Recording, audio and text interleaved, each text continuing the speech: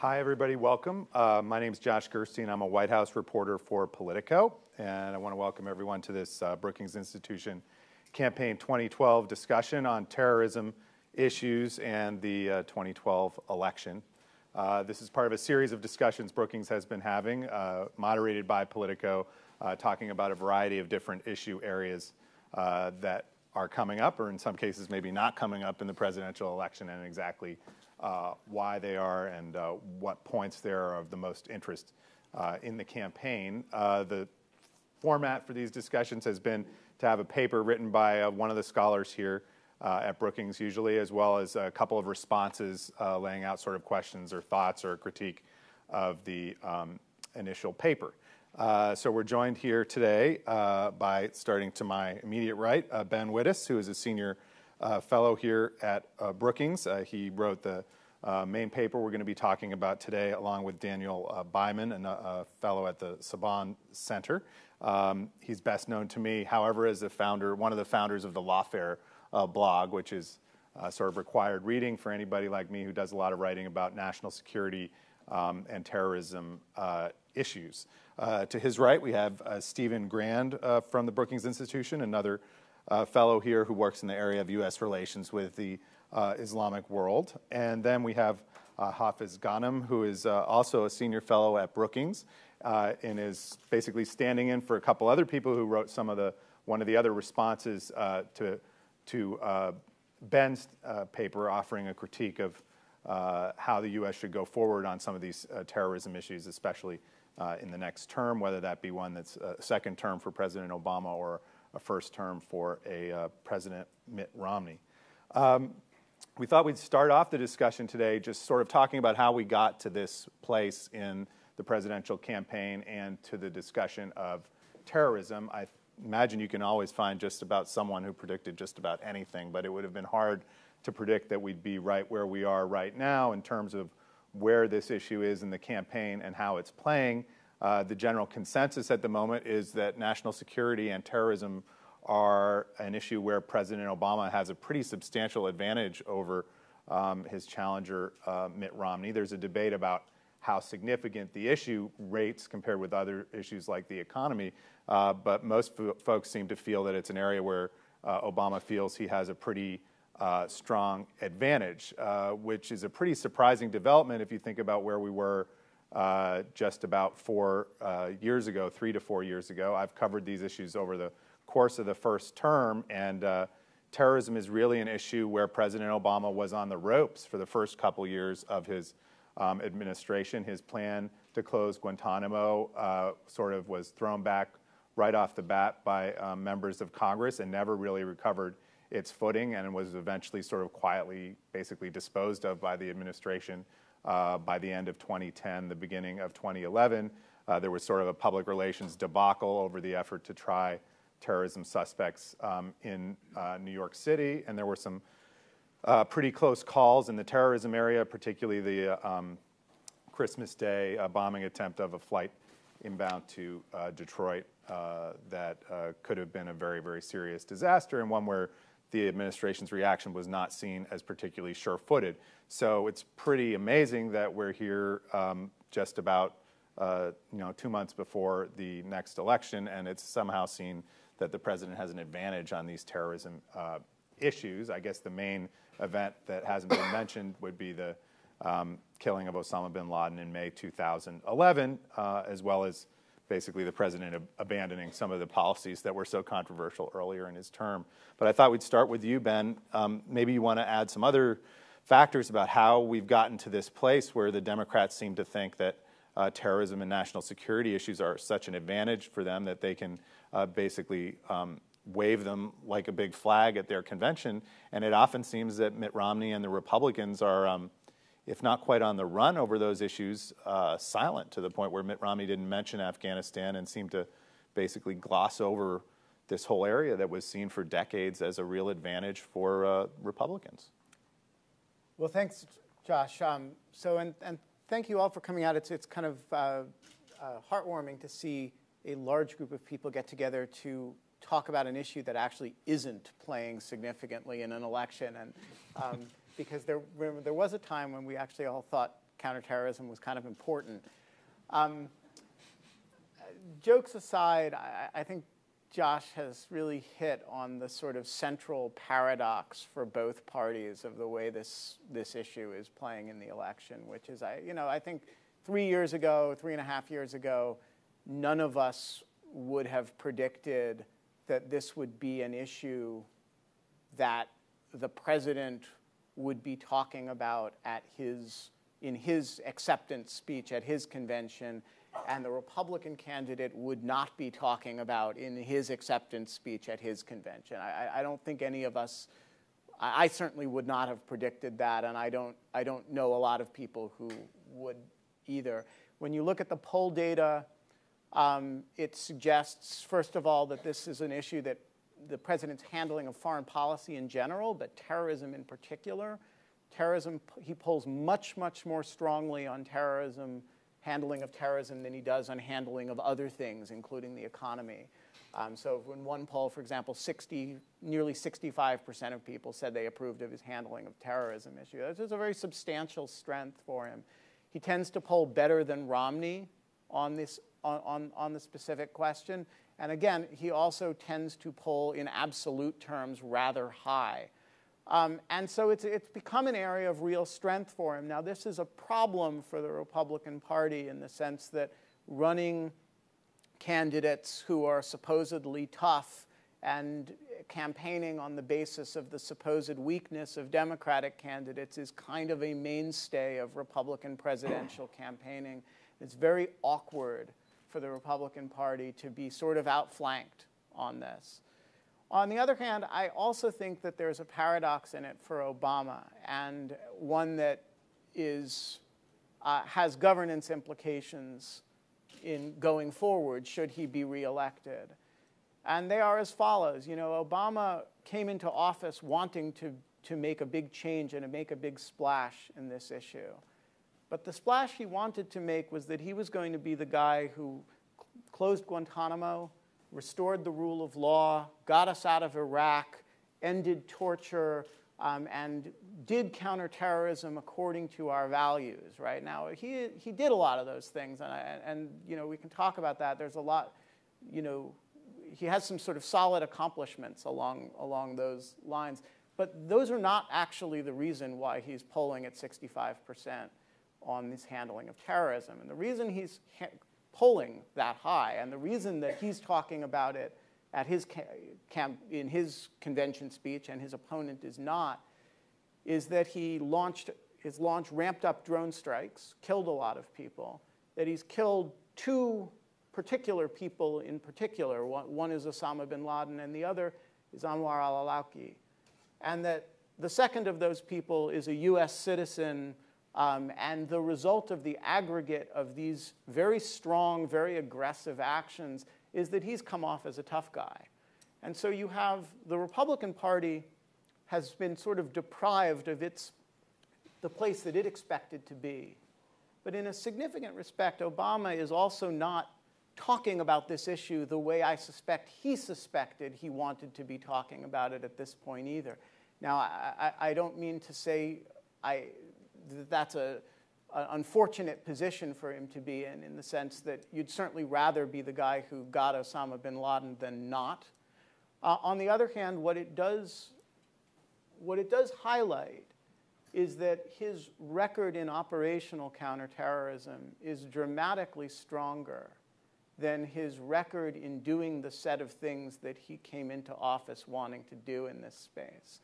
And those efforts, which Josh alluded to in his introduction, bring up a real area of failure on the part of this administration, which is that it came in wanting to fundamentally change the framework in which it was going to be operating.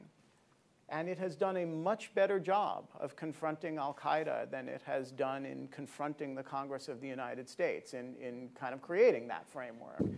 And so you have, until the end of last year, with the passage of the National Defense Authorization Act, an almost continuing series of, antler-locking clashes between Congress and the presidency over the course of the Obama administration that he has not managed to get real control over. And I think the challenge for him, should he be reelected going forward, the challenges for Romney would be rather different. But the challenges for Obama would be really, how do you settle these relations with Congress in a fashion that would be even remotely as successful as you've been in confronting the enemy?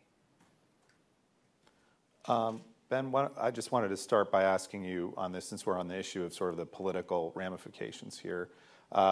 Many of us have been trying mightily to figure out what Mitt Romney's policies are on some of these terrorism-related issues. He struggled, obviously, at the convention as a result of not having mentioned Afghanistan. But when you get into some of the specifics of either the Afghanistan-Pakistan policy or terrorism policy more generally, it seems somewhat hard to pin him down. You mentioned one in your paper that he favors recodifying or coming up with an extended version of the AUMF. We're about to have these presidential debates where I'm told that perhaps as much as half of the time is supposed to be devoted to foreign policy issues, which presumably includes terrorism issues.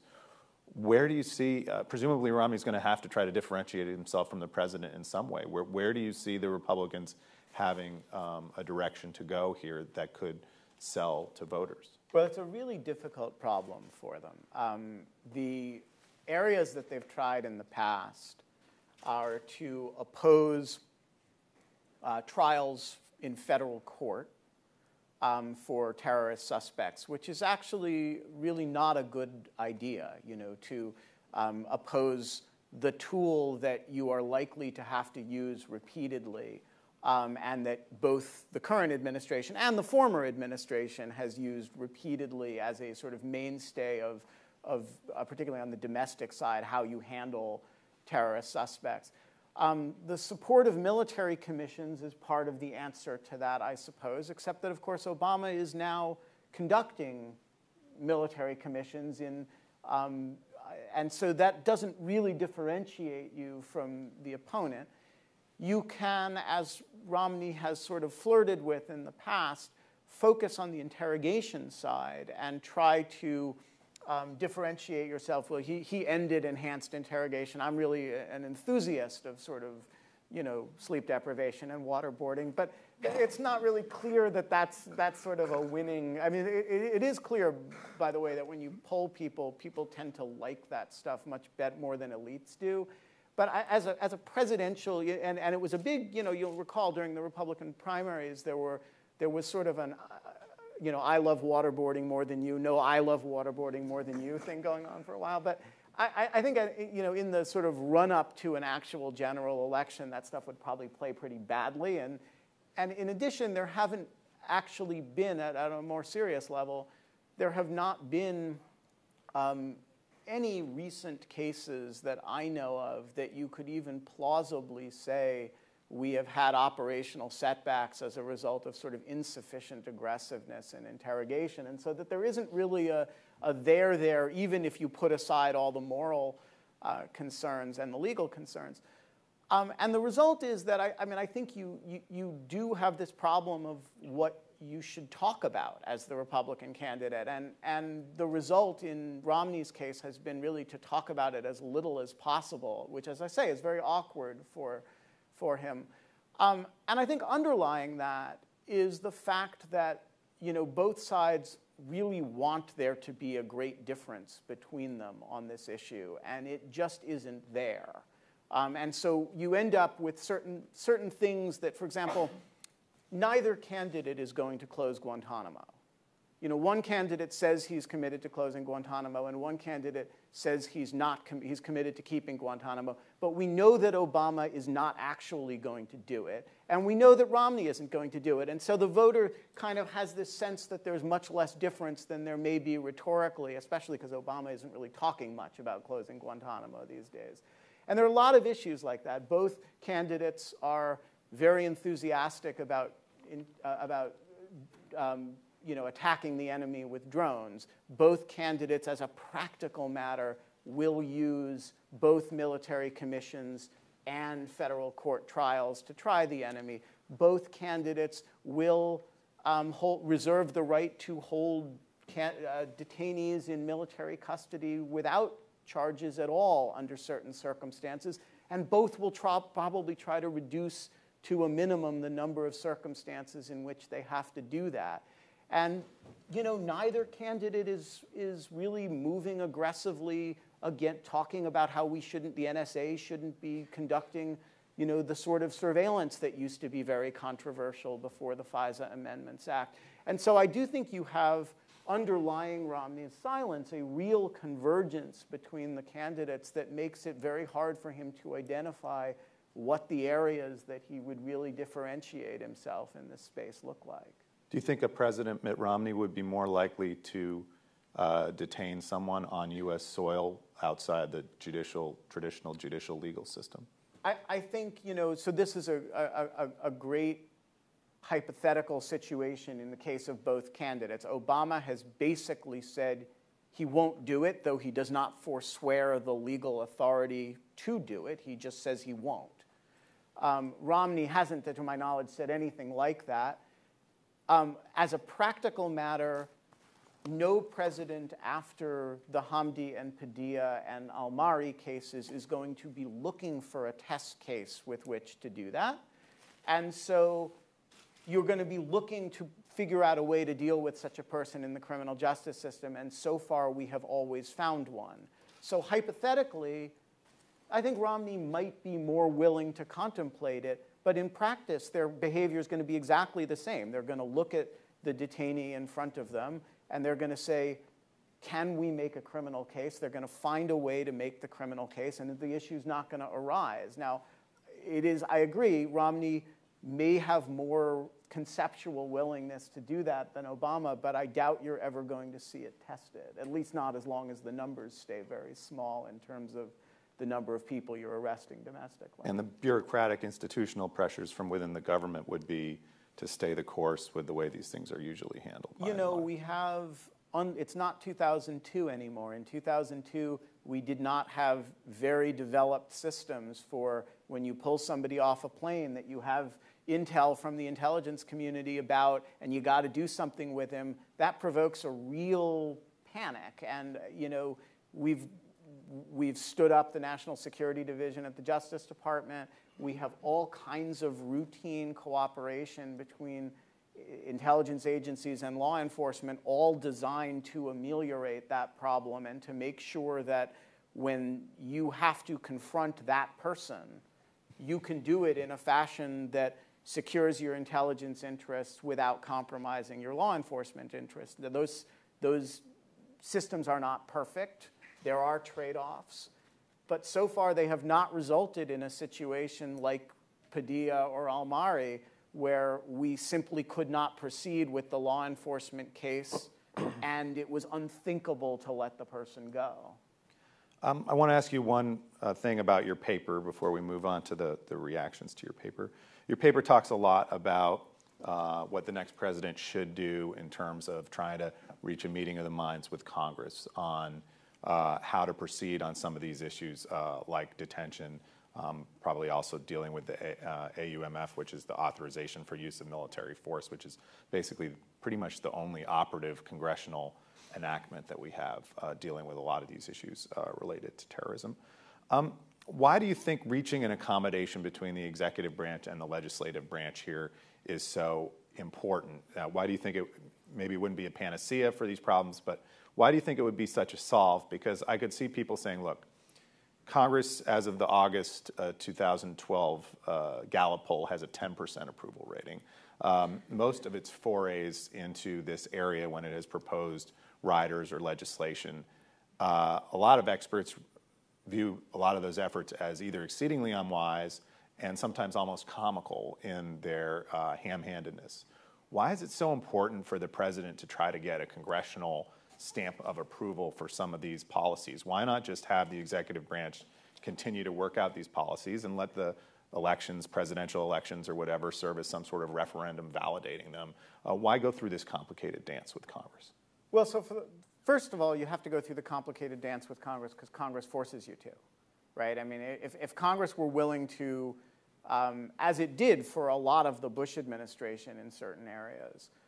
Simply sit back and say, you take responsibility for the outcomes, we'll keep our mouths shut, we won't say don't do it, but we also reserve the right to say bad things about you if things go badly, then that becomes a viable option.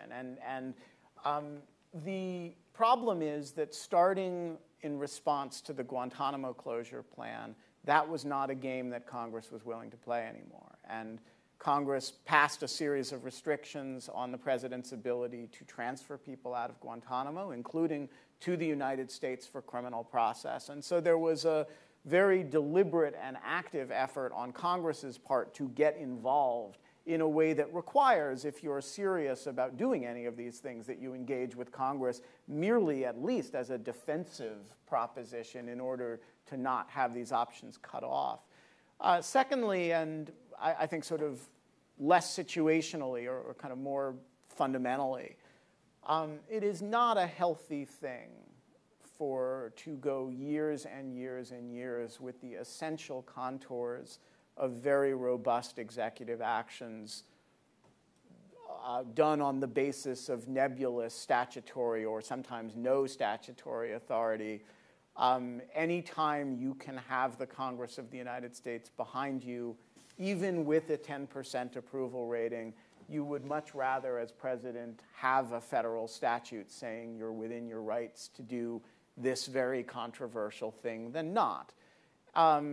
The Bush administration suffered just terribly for not getting Congress on board some things that they really would have been prepared to do had they been asked. And the Obama administration, sometimes against its will, actually, has been, through this back and forth with Congress, has actually built some more durable architecture that I think is a sort of very salutary thing, including in litigation that they have going on, every day.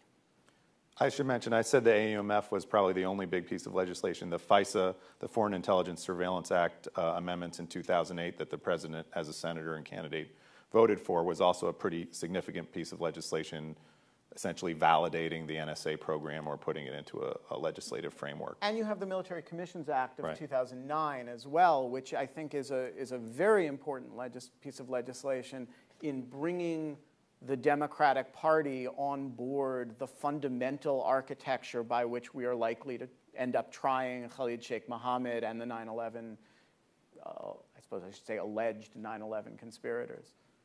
Stephen, let's move to you, and we're going to sort of change the discussion a little bit here and I think talk more about what one might call more strategic or long-term proactive kinds of responses that the administration. Do you want to say something directly about what before we do that, sure. Can I just ask a question of Ben? It's just because sure. I'm intrigued by some of what you said. Does this mean, though, that we've sort of reached a bipartisan consensus on where American foreign policy, at least in this particular area, should be sort of post 9/11?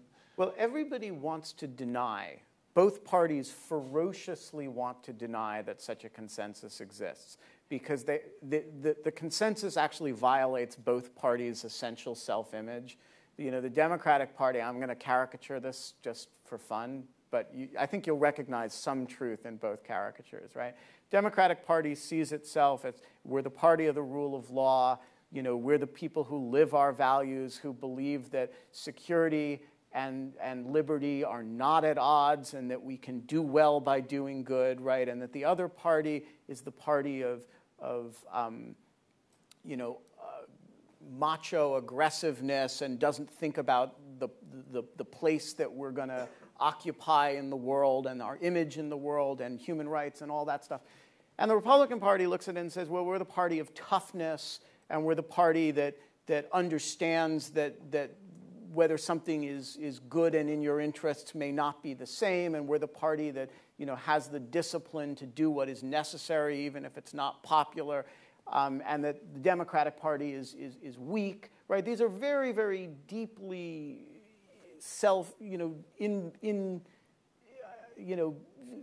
deep in the self-images of the respective political movements. And so I think it's hard for both sides to understand the degree of consensus that actually does exist. And the degree of consensus that exists is the following. One is we are going to use both law enforcement and war powers on a systematic, sustained level for the foreseeable future in confronting terrorism. We're going to use war powers overseas. We're going to use law enforcement powers, chiefly domestically, but also overseas. The second is those war powers include both the power to target with lethal force people we consider to be part of the enemy, and the power to detain subject to the laws of war, not subject to the laws of the criminal justice system, those we capture. Third, we're going to be very aggressively surveilling all kinds of people in the course of doing those two things. Fourth, we're going to use certain hybrid tools for those that we do capture. We may use military trials for some of them. We may use civilian trials for some of them. And those decisions are largely going to be matters of executive convenience. And then finally, I think the other sort of core element of the consensus, and this is a political consensus, policy consensus, not a legal consensus, is that we're going to be on offense. And we're going to be doing as much offense as possible on the basis of standoff robotic platforms, because that saves our people from getting hurt. And I think I think neither Mitt Romney nor Barack Obama put in this room under sodium pentothal would disagree with a word of that. And I think the reason they have so much trouble figuring out what to disagree about is that they both basically, and a huge percentage of both of their parties actually operationally don't dissent from a word of that. Do you think it's fair to describe that as a George W. Bush term 2 consensus on what we should be doing, what the defaults should be on a lot of these policies?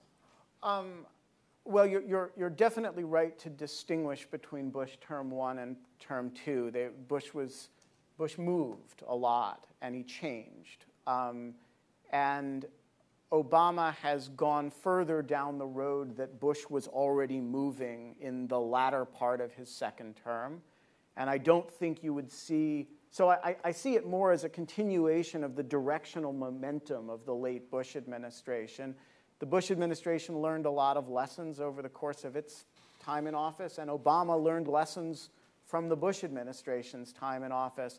I think largely those have gelled around a certain degree of consensus, and I think the Bush administration was moving in that direction. I think Obama made some important innovations to further it down the road.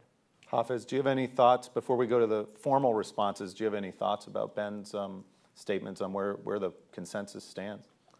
Well, my thought, which I probably also delivered more later, is that the whole debate on counterterrorism is too narrow. It just misses a huge set of issues that need to be tackled. Yes, the security aspects, yes, the war effort aspects, and the legal aspects and so on are important, and they have to be done with. But there are all the other issues, economic issues, social issues, political issues, that need to be tackled. What I would have liked to see, actually, is a debate on how, with all the changes happening now in the Arab world, how can we change, how can we seize the opportunity to use those changes to fight terrorism? Because I see what is going on now with the Arab Spring and the revolutions as creating a great opportunity and also a great risk. And that's where I would like to see the debate in the U.S. going. So, Stephen, why don't we start in on that a little bit? You discussed in your paper some of that issue, how the U.S. can take advantage of the Arab Spring. You paint the U.S., I think, a little bit as sort of a bystander that this Arab Spring kind of happened to. I think from the U.S. perspective, it's probably actually a little bit worse than that. I think a lot of folks in the Arab world saw, as I covered the first couple of years of the Obama administration, them actually reinforcing some of these rather despotic regimes. In fact, the effort to jumpstart the Arab-Israeli peace process was largely pursued by fortifying leaders in the Arab world, in places like Mubarak's Egypt. The president went to Cairo with a speech that wasn't really focused on fomenting dramatic change in Cairo, but in Egypt, but with other goals. Even people that, who may not be discussed in polite company anymore, like President Assad, were the recipients of efforts to sort of romance them diplomatically during the early months and year of this administration, all of which has been now sort of dumped as the Arab Spring has been, as the U.S. and the administration has attempted to adopt the Arab Spring. I guess what I would say to you is, does the U.S. have the credibility in the Arab world to be a proponent of democracy and this Arab Spring movement, or does it have to try to take advantage of it in a more subtle way? The sense I get from the administration is they feel that the latter is the case, that they can't full on try to take advantage of it, but have to do it much more carefully because the U.S. credibility as a result of various things, dating back to the Bush administration and earlier, is kind of damaged there. Mm-hmm. Well, I think the big question on the table is Ben within this institution deals with the bad guys and sort of how do you deal with terrorism? The project that I run looks at how do you engage with the 99.9% of Muslims who have nothing to do with Al-Qaeda and in many cases believe that he's usurped a religion. And what does that engagement look like? And the Arab Spring, I think, has created these new opportunities for America and perils for America to engage in a different way with the peoples of at least the Middle East and North Africa. And to your point, I think there is some reticence to get too out in front for fear that our prior reputation will undermine legitimate voices in the region that are pushing for change. But on the other hand, you're also seeing a great deal of disillusionment within the region about our reluctance to move more boldly. Syria being the most obvious and most recent example, where it's felt that America, particularly an American president who talked about returning to American values, is turning a blind eye, or at least not doing enough to counter what is a tyrant turning on his own people and killing them. And have you detected any differences on those policies between the Obama and Romney campaigns or their rhetoric? Well, interestingly, as someone who cares deeply about what's happening in Syria, I kind of wish that both campaigns were talking about this more, that this was more of an issue. Because I think if it were, we would be seeing more pressure for there to be a more forward-looking U.S. policy. But Romney hasn't really moved that much from the administration's position. Do you think he's caught, the GOP candidate, Governor Romney, is caught in a sense between two wings of his party? One, a traditionally hawkish kind of wing, perhaps represented by Senator McCain, for example, and another wing, which is the Tea Party wing, which is seen as, I don't know how powerful they are, but they're seen as resurgent and powerful, and I think tend to have a more, maybe isolationist is too strong a word, but they tend to be more skeptical about U.S. military involvements and foreign policy involvements, and that Romney is trying to reap the votes of both those constituencies. And the moment he gets more specific about that issue, or even some of the issues Ben's talking about, the moment he takes a position, he starts to undermine his standing with one of those constituencies. Is that part of what's going on here? It's perhaps part of it, but I think the larger issue that's only becoming clearer and clearer over time is the Russians have really put down a red line on this issue. And so both for the administration and for Romney as a candidate, this has become an issue that's now larger than Syria. This is an issue of what do you do when you have a human rights crisis on your hands and a major power within the Security Council does not want to go along. Potentially two major powers within the Security Council don't want to go along. Do you push forward or knowing that if you push forward, there could be some huge fallout in terms of longer-term relations with Russia, longer-term relations with China, the sort of balance of power within the world. Hafez, the paper you're speaking for here today talks about development and the youth movements, the population challenges, demographic challenges, I think, in many parts of the world and how they contribute to the problem of terrorism. Just to come at it from a skeptical point of view, which is the way we reporters often do these things. You know, it seems that the problem with al-Qaeda, I don't know if it's getting worse, but it seems to be metastasizing. It seems to be moving from one part of the world to another part of the world. You know, what seemed to be originating from one area now seems to be spreading from North Africa down into Africa. You have these areas in Yemen and Somalia that people are concerned about. It often seems like almost any ungovernable or ungoverned space in the world becomes sort of a home that al-Qaeda can inhabit. Isn't that a tremendously formidable problem to try to tackle through improving the development of the poor all over the world? It just seems like, however laudable that goal may be and however wise it may be for the U.S. and others in the Western world to invest in that, is it really an effective strategy of combating terrorism? It's actually cheaper than building all those fancy drones.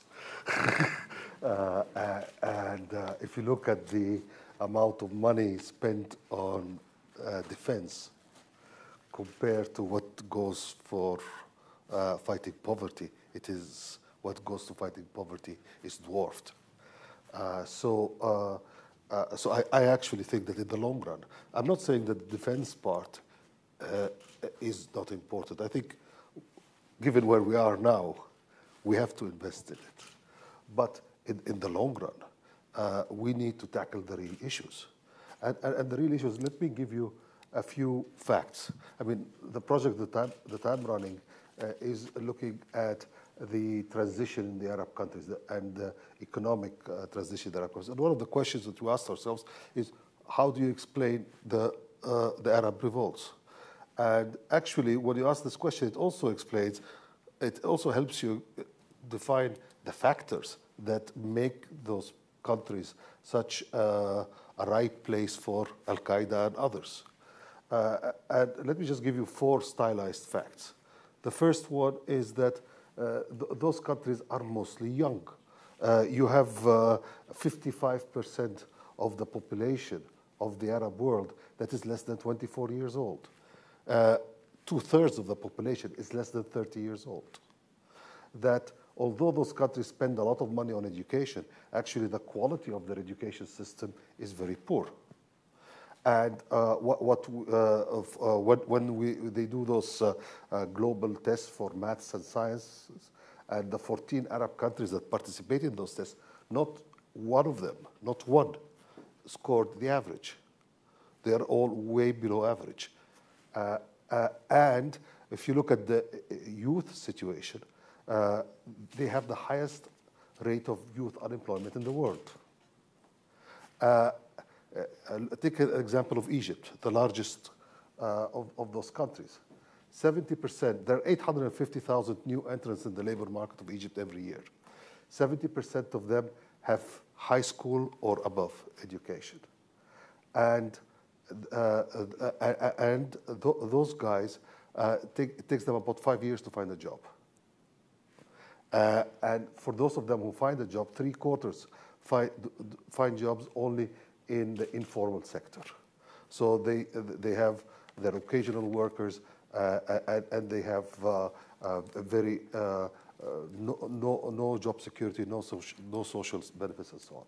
So this is one fact. You have this huge youth population that sees very little opportunities for them. Second fact, and it has to do with the politics, that those same young people do not have any way of expressing themselves, of participating in the social and political lives in their countries. There was a survey done in Egypt in 2005 for a student group, for example, to publish a pamphlet in the university. It takes them 6 months because they have to go through all different layers of clearances by the security people. The only avenue that was open for them was through the Islamist groups. And some of those Islamist groups did good work. I mean, they build libraries, they help the young people do some volunteer work with the poor and so on. But some of them also spread crazy ideas.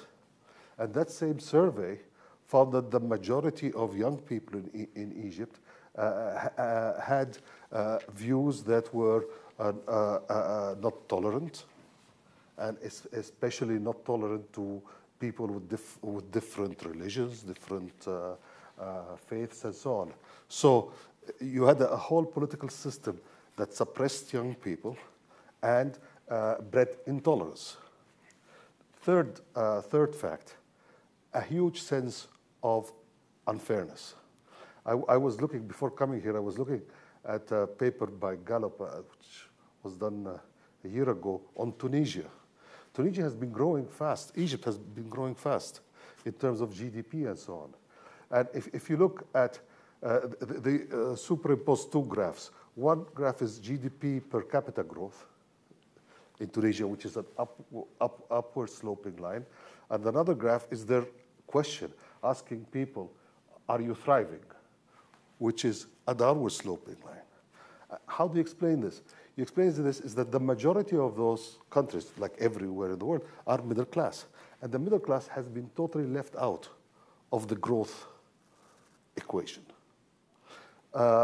Tunisia is fairly rich, but if you look at Yemen or you look at Egypt, 85% of what is considered middle class actually live on less than $4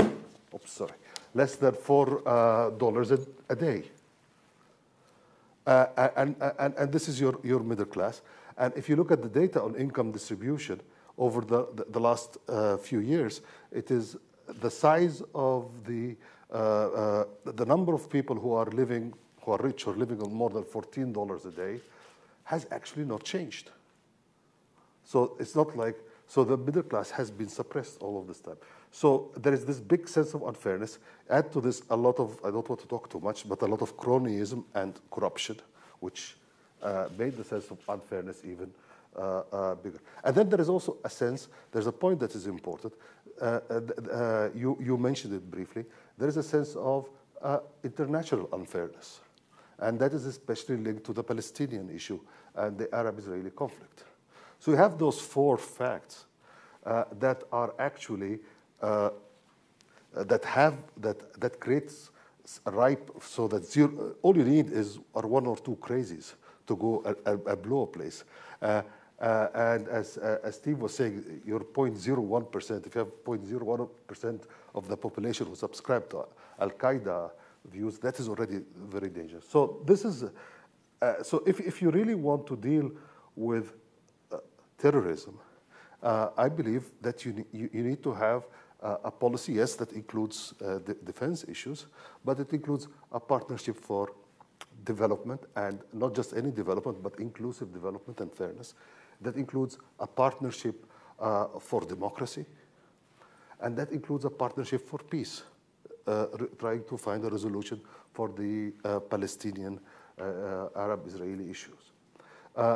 And you cannot just focus on one aspect and not all of the others. Now, to end, the success of the current transition in the Arab countries will have a huge impact on whether we get more or less terrorism in the future.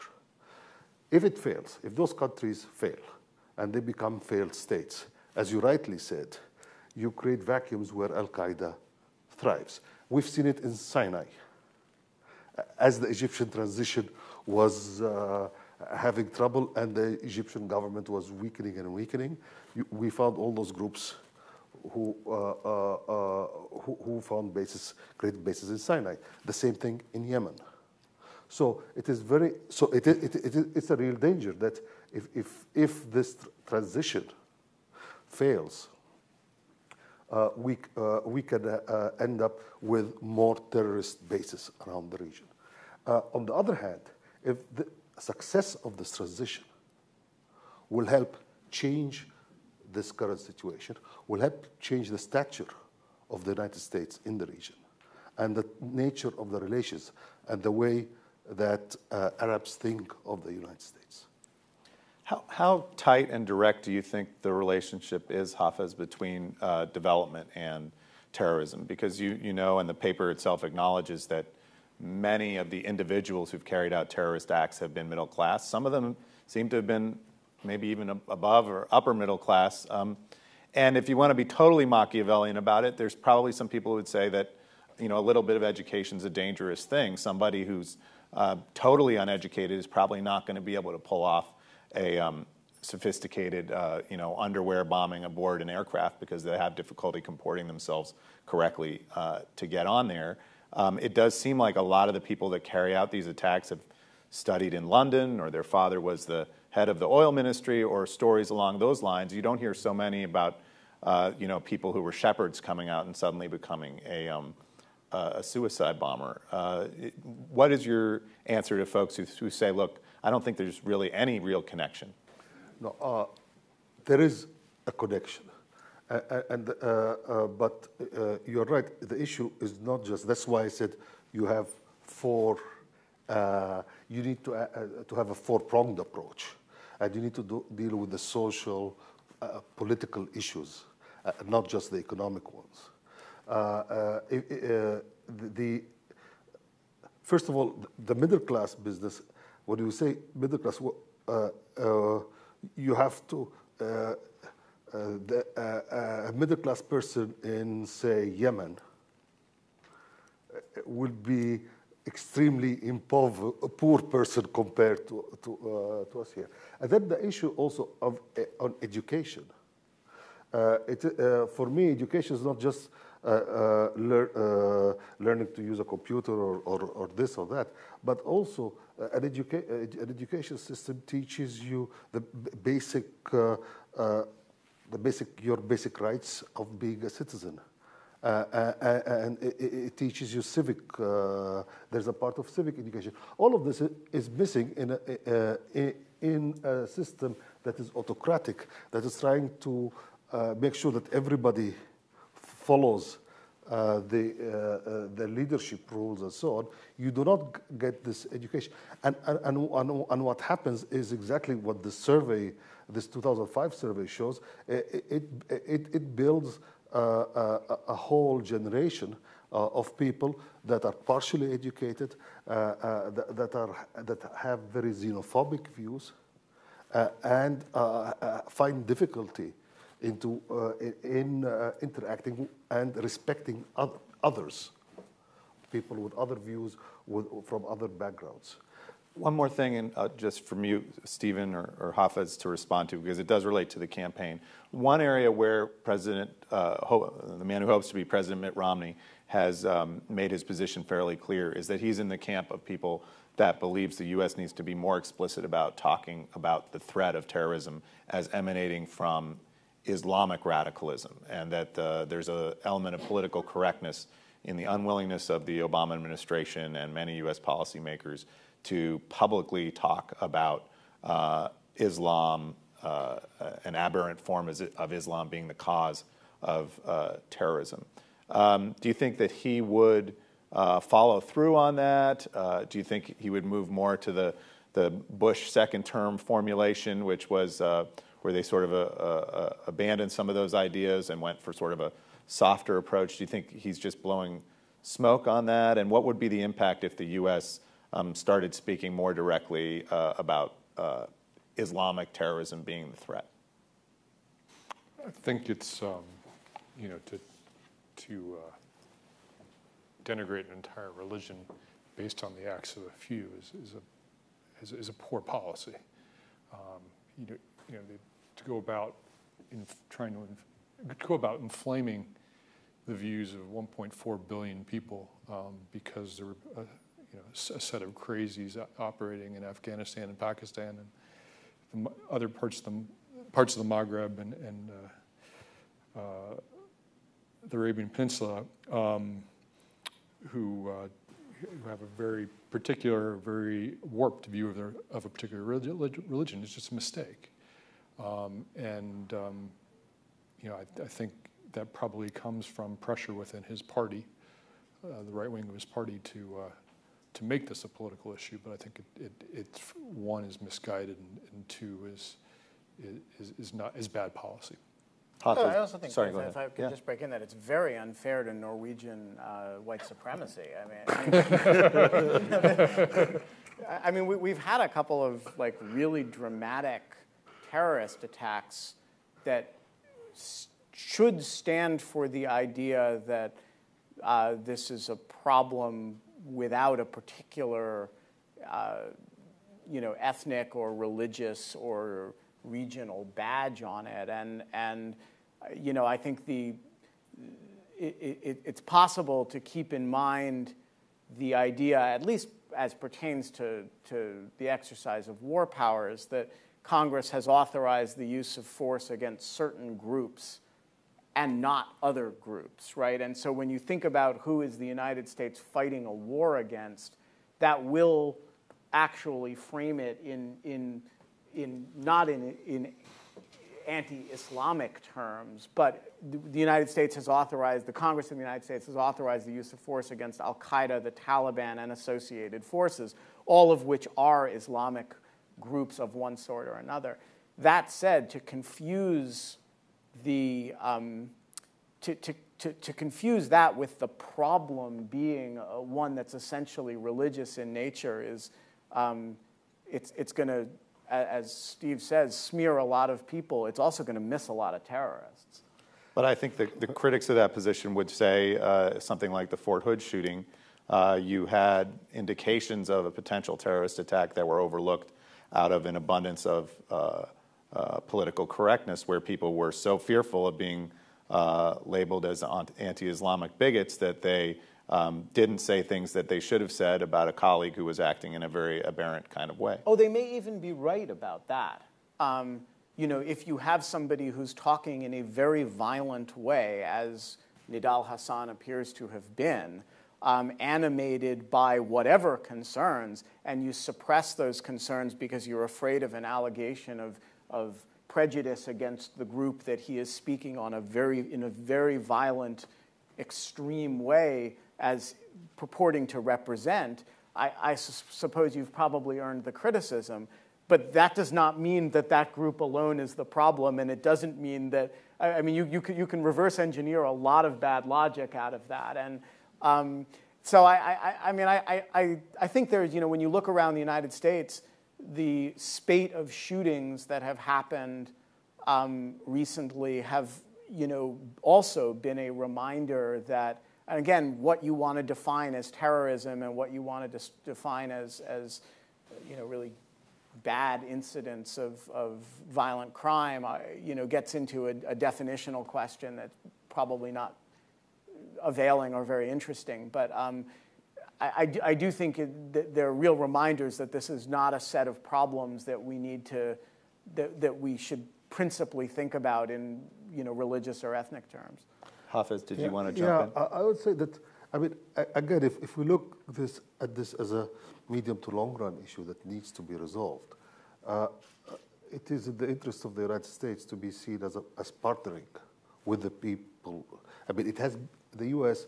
has been seen as partnering with the autocratic leaders and supportive of the autocratic leaders for all those years. And as a result, today, it has very little credibility among the people.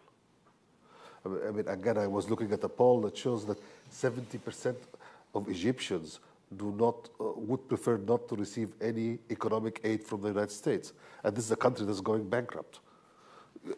So this just gives you a feel for the extent of the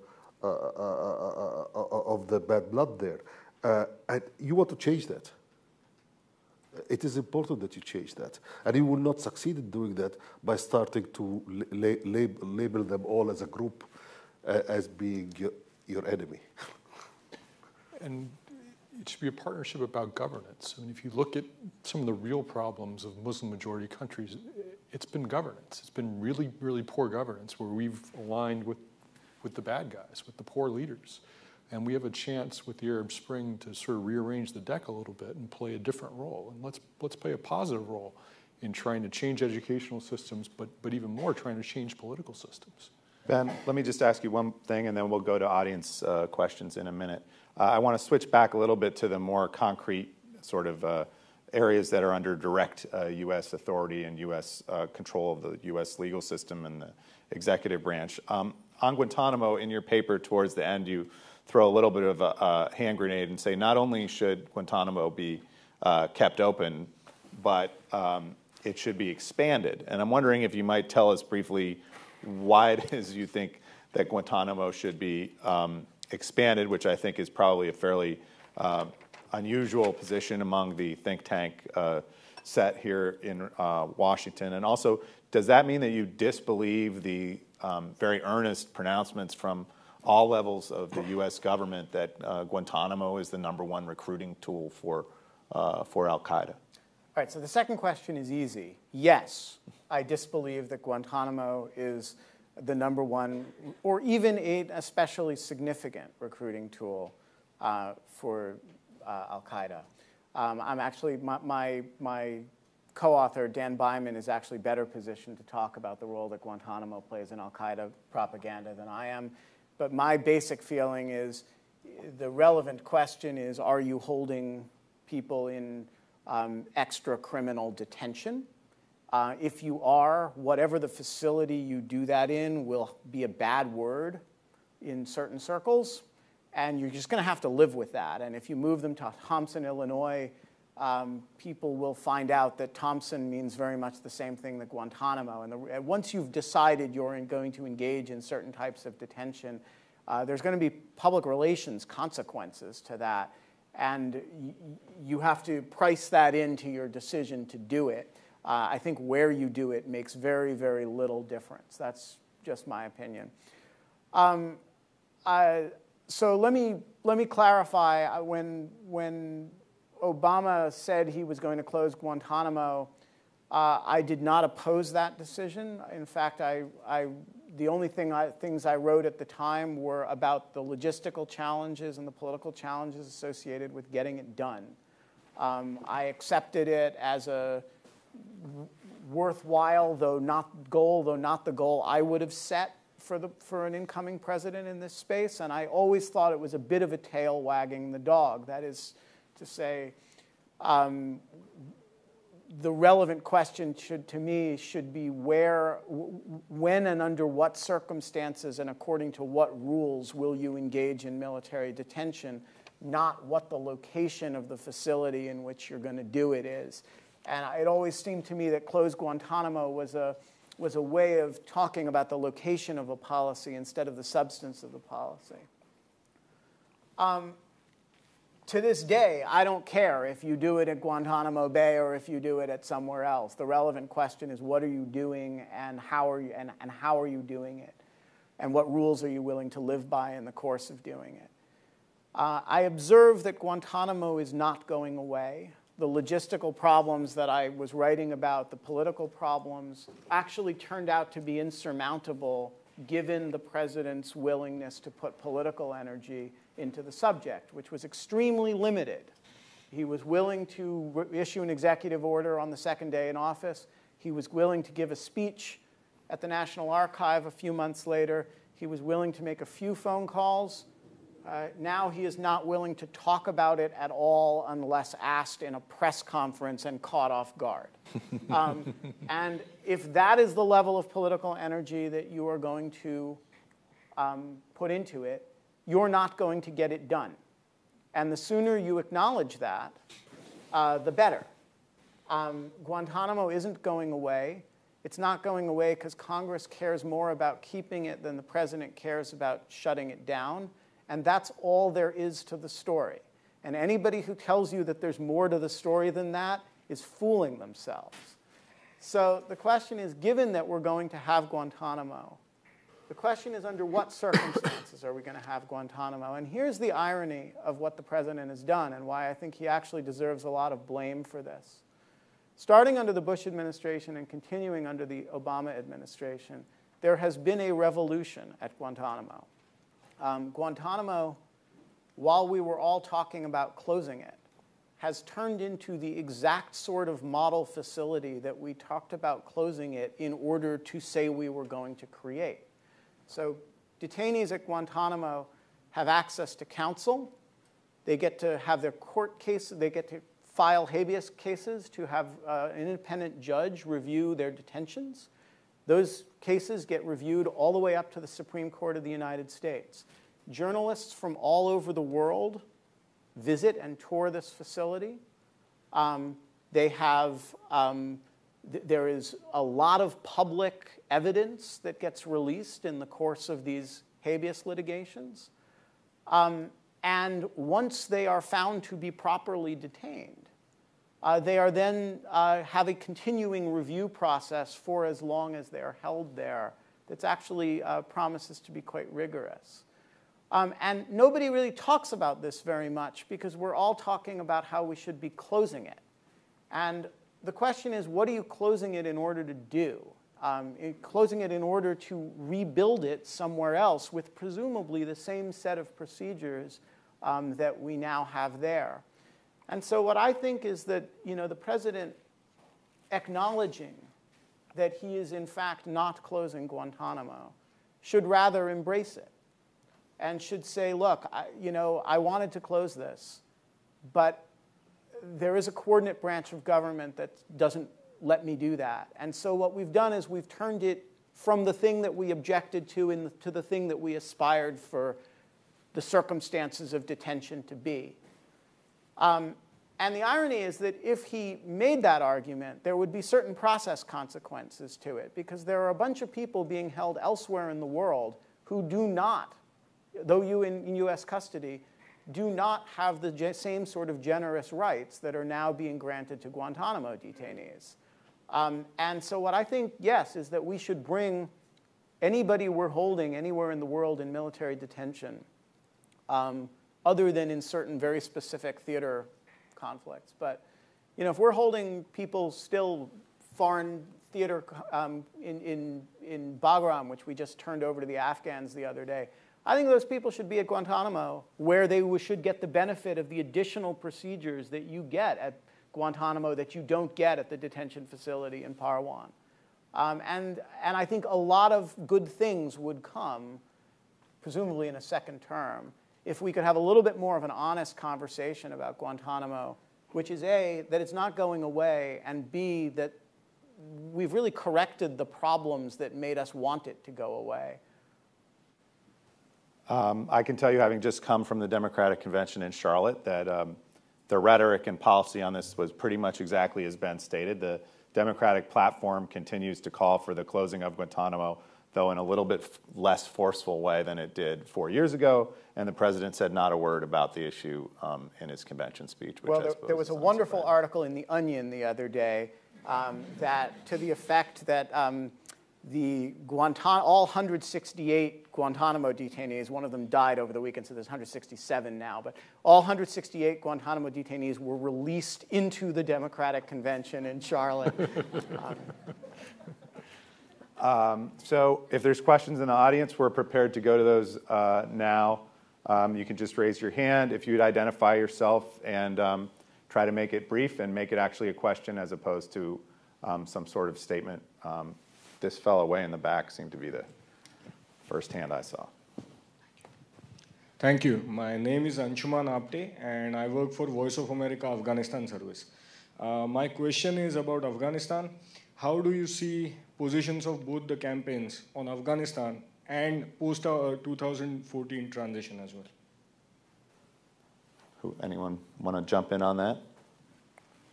So the question was how... On Afghanistan, what do you see as the positions of the two candidates, and how would the Afghanistan look different in the transition under the two different potential presidents?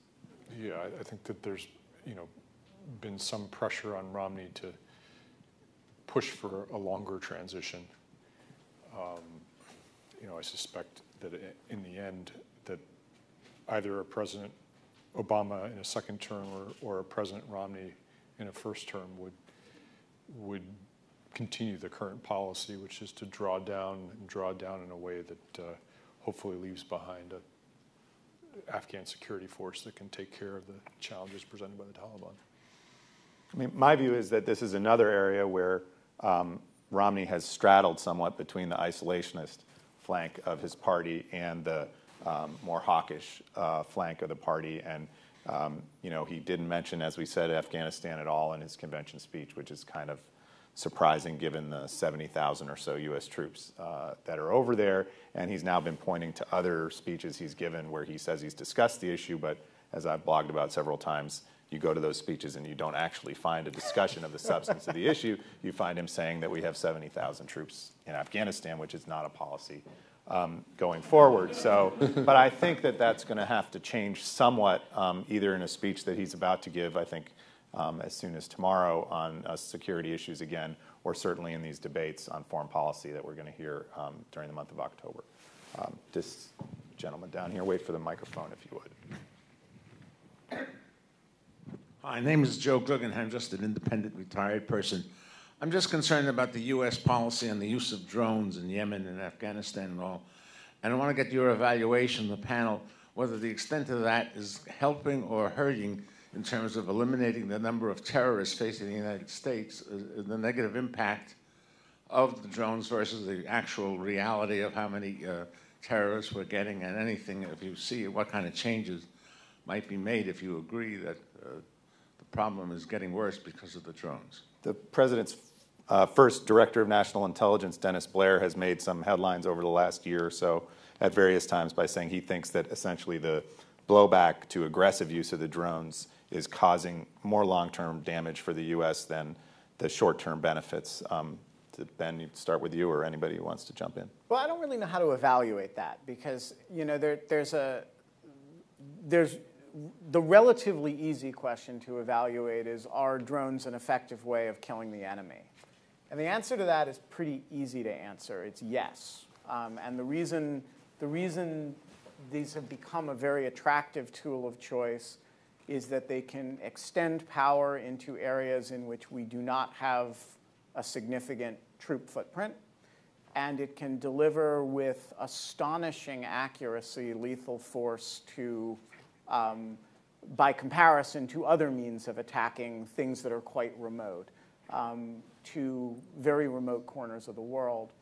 By most accounts that I've seen, including my co-authors, the impact on the core enemy groups has been very substantial, both in terms of the occasional high-value kills, but probably more importantly in terms of the just devastation in an ongoing way of sort of the middle management of these groups.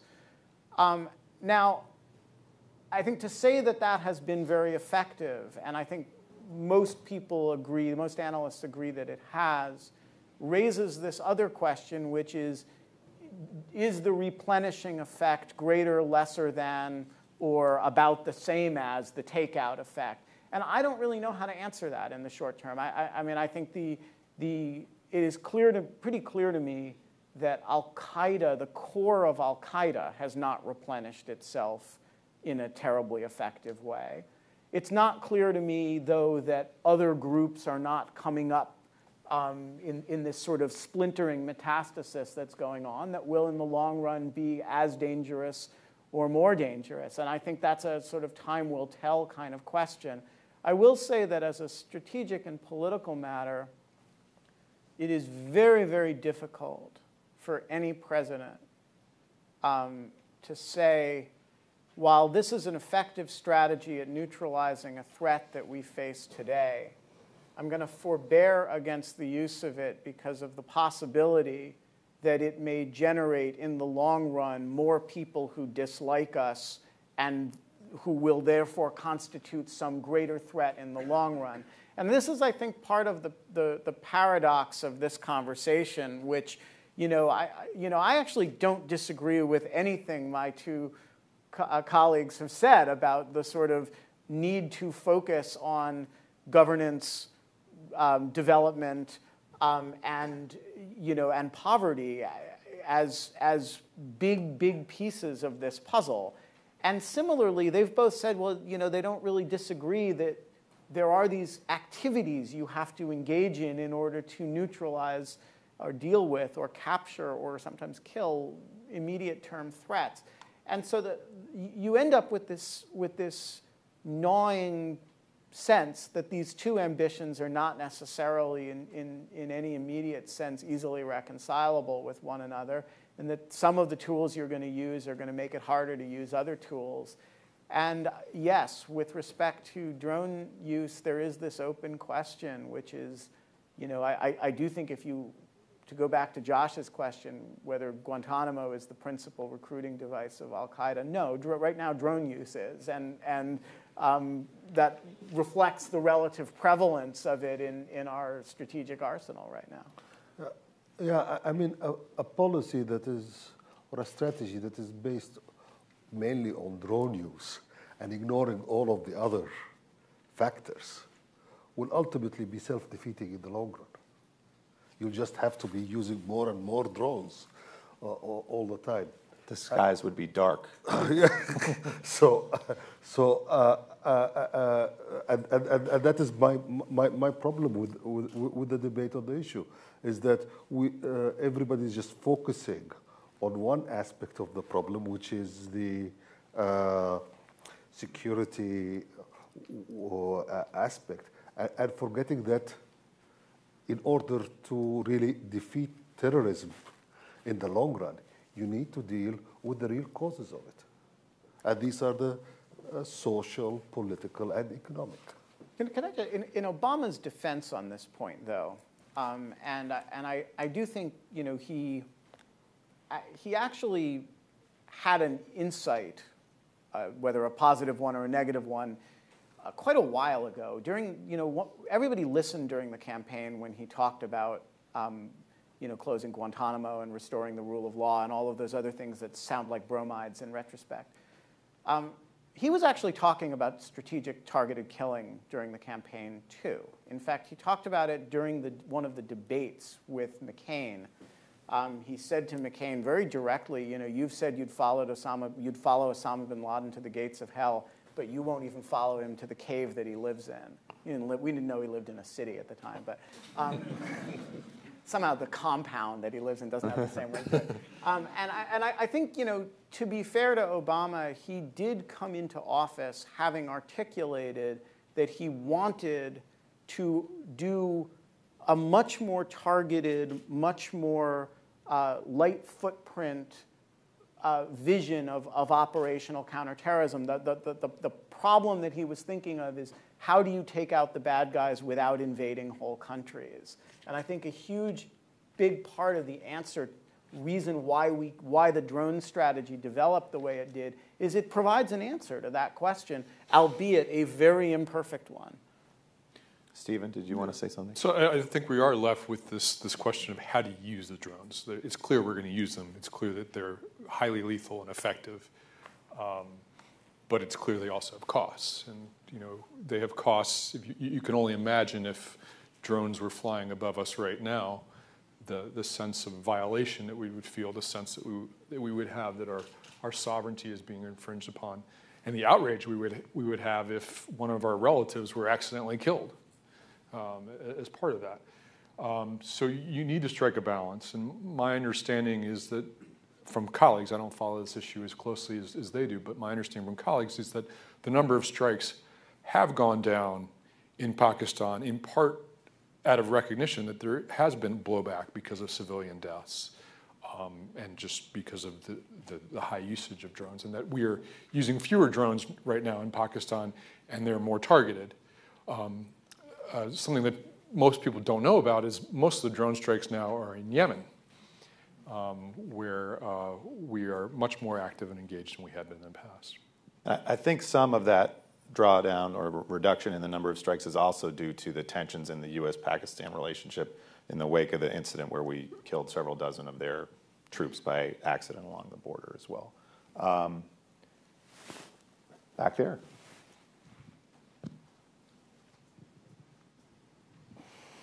Good afternoon, Dixon Osborne with Human Rights First.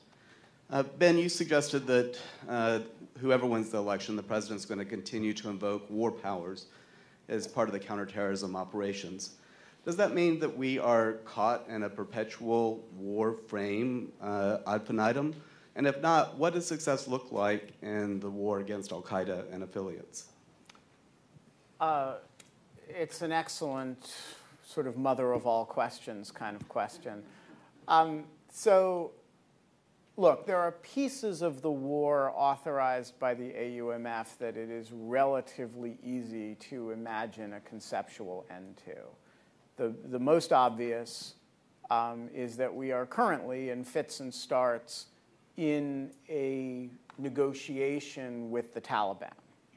The Taliban is one of the enemy groups.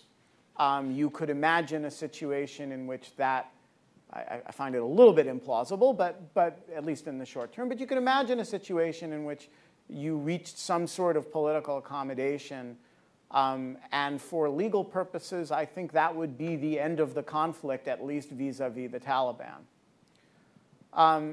It is very hard to imagine a negotiated end to the portion of the conflict that is with al-Qaeda. And so the question is, you're really talking with al-Qaeda about what the circumstances in which you would acknowledge a defeat of al-Qaeda such that the war is, for legal and strategic purposes, over.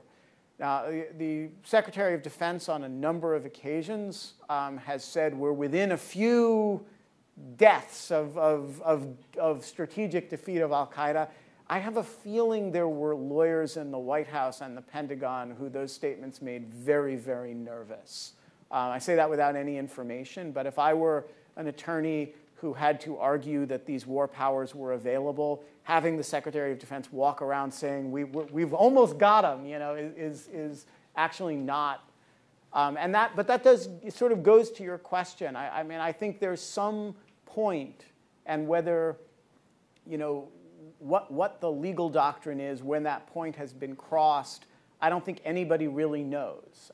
You know, ultimately, the last thing the Supreme Court has said on the subject, which was in the early 50s, after World War II, is it's a political question that the courts have no role in deciding.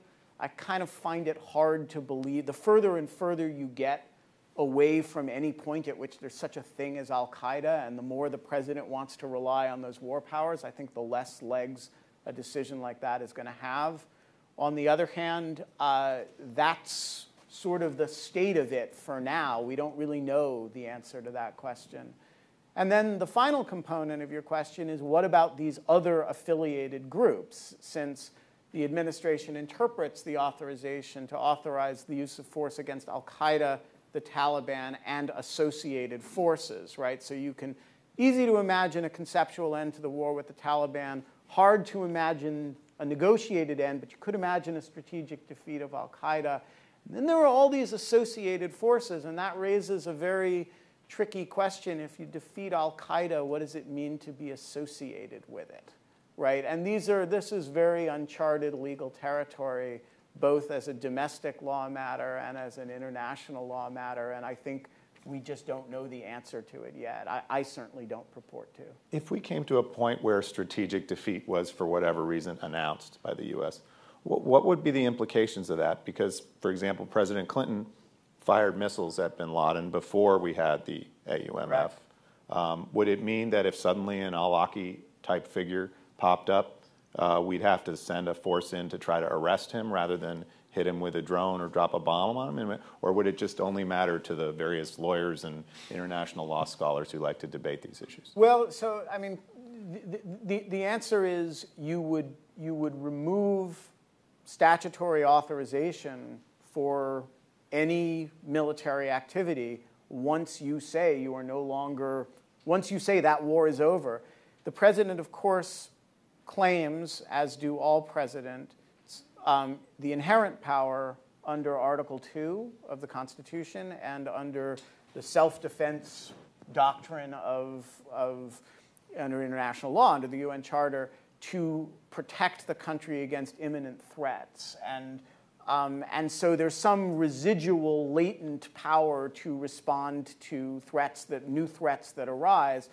I think this is actually the reason Dan and I conclude the paper or part of the conclusion is that Mitt Romney during the primaries actually articulated an idea that is very worth the next president's, whether it's Mitt Romney or Barack Obama, taking very seriously, which is the idea of really rewriting the AUMF to describe the conflict that we're actually still fighting rather than the one that we started fighting 10 years ago and we've, as Dixon says, attenuated rather far from. And I'm sure he wouldn't speak for him, but I suspect he wouldn't support that particular idea. I do think there's a lot to be said for the idea of having an authorizing document for the conflict that's sort of responsive to the conflict that you actually see yourself on a day-to-day level prosecuting. I was just going to say that go ahead. This would not make the lawyers very happy. It would be confusing, but my own vision of the end game is when Al-Qaeda ceases to be a relevant part of the conversation in the Muslim world. And I think largely through actions not of our own, but because of the Arab Spring, I think we've moved closer to that, where ordinary citizens in the Arab world have found that it's far more effective to go out to the streets peacefully than to blow yourself up as a suicide bomber. That there's another way of charting a future path and of getting rid of these authoritarian leaders that have really mucked things up for so long. Let's try to get another question in here from this gentleman here in the front. Jagdish Chandra, George Washington University. We have been talking all the time about the Middle East. Of course, underlying, we are talking about Islamic groups and so on. 70% of the Muslims, Islamic populations, they live in Indonesia, Turkey, South Asia, and so on. And Obama and this administration's image there is very high. Pakistan, there are certain problems in Pakistan. But in general, in the last 3.5 years, the kind of image and relationship that Clinton and Obama have been nurturing is extremely good. So there are some intrinsic problems in the Middle East which I think should not cloud the successes that Obama has gotten in this area. Hafez or Stephen, do you have any insight as to why, is what the gentleman says correct, and if Yes. so, why is that? Yes, and it's actually a very important point, because I think Indonesia in particular is a very good example that we should be looking at when we study what is happening in the Middle East, because Indonesia went through the same process with an autocratic leader, with a crisis, with very strong Islamist groups and very strong political Islam. The first elected president in Indonesia was also an Islamist.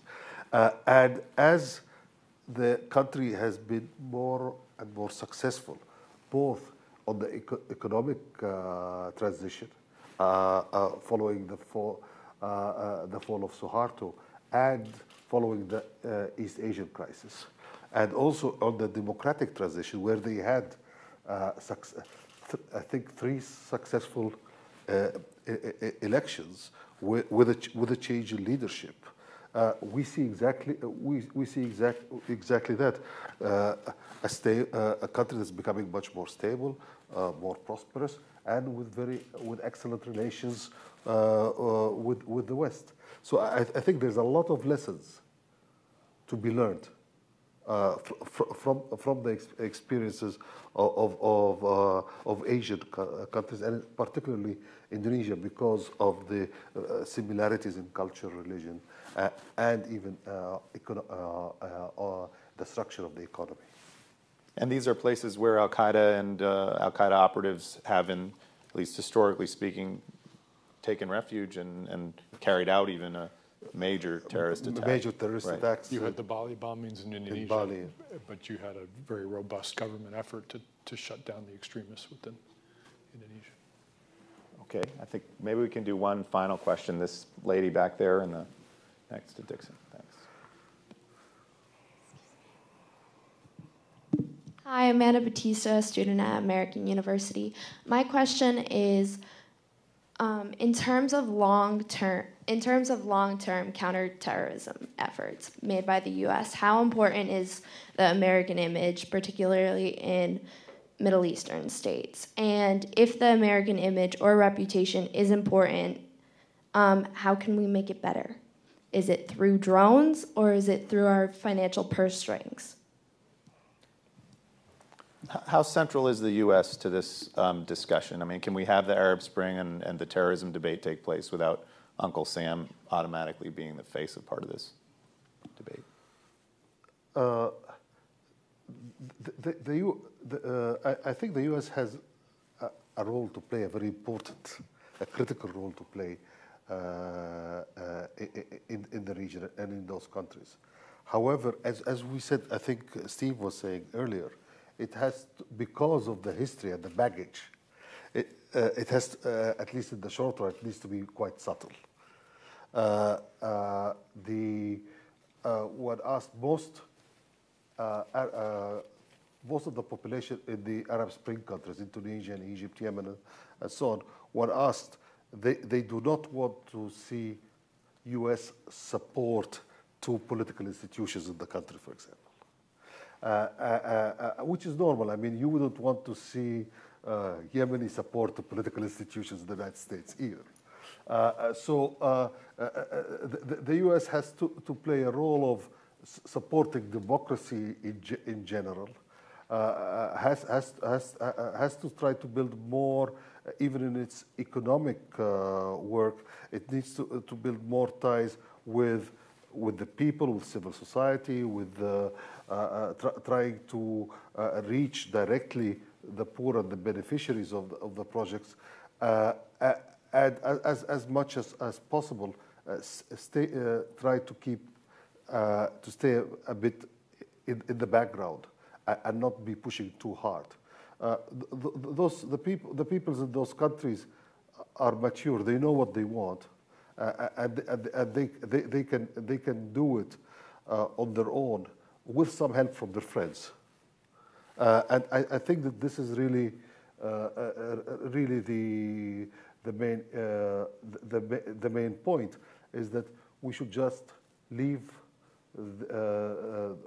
Those people have started a process, which is important. They need some help in that process, not all from the United States, but from others also, from international organizations, from different countries, from amongst themselves, regional cooperation among the different countries in the region, which is actually very weak. So they can learn from other countries like Indonesia, as we mentioned. And so the role the United States needs to reconsider a little bit how it operates in those countries and the types of relations it wants to build. Finally, there is still an important. I think that the Arab-Israeli conflict is always going to be a source of instability. And that is an area where the U.S. can play an important role in trying to bring out a peaceful solution there. So we're going to start to conclude here. My concluding question has to do with the fact that tomorrow is the 11th anniversary of the 9/11 attacks. And I'm wondering if you gentlemen think that the debate or discussion over these terrorism-related issues here in the U.S. has matured, become more detached, become more thoughtful and strategic as time has gone on? And is there any prospect for us seeing any of that in a helpful way, or a way that advances the policies as opposed to sort of demagoguing them as we go into this hard-fought last 7 or 8 weeks of this campaign? Well, I think the general answer, unfortunately, is no. The answer to any question, can you expect a really mature discussion of the issue X in the last hard-fought weeks of the campaign is presumptively no.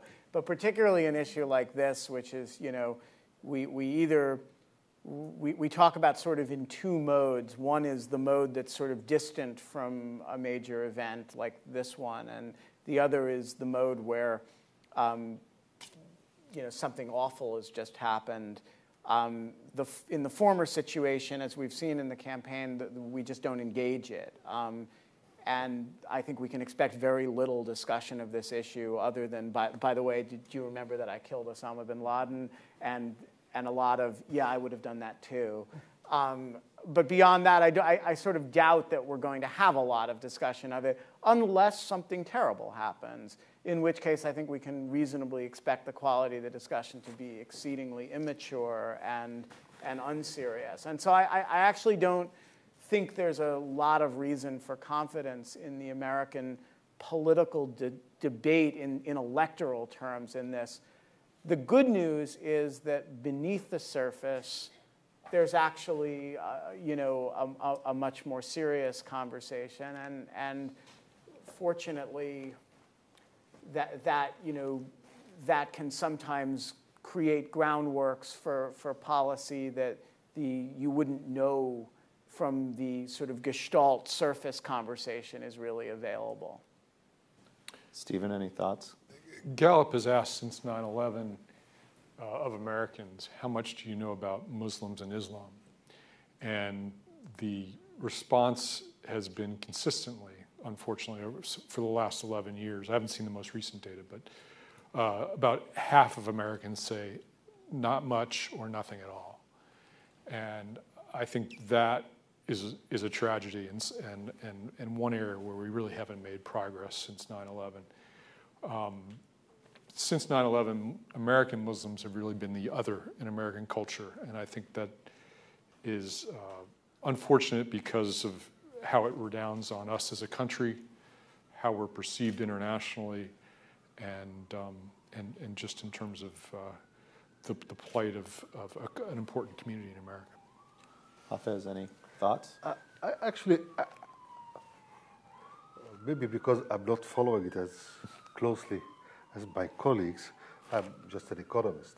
And I get the impression, well, that the debate has matured.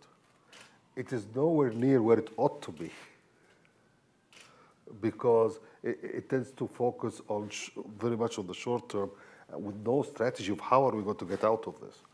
But compared to 10 years ago, to 9 years ago, I think that there is that the debate has matured, and that people look at different aspects of the problem. Now, that does not mean that what my other two colleagues just said is wrong. No, but maybe I'm just seeing the glass as half full rather than half empty.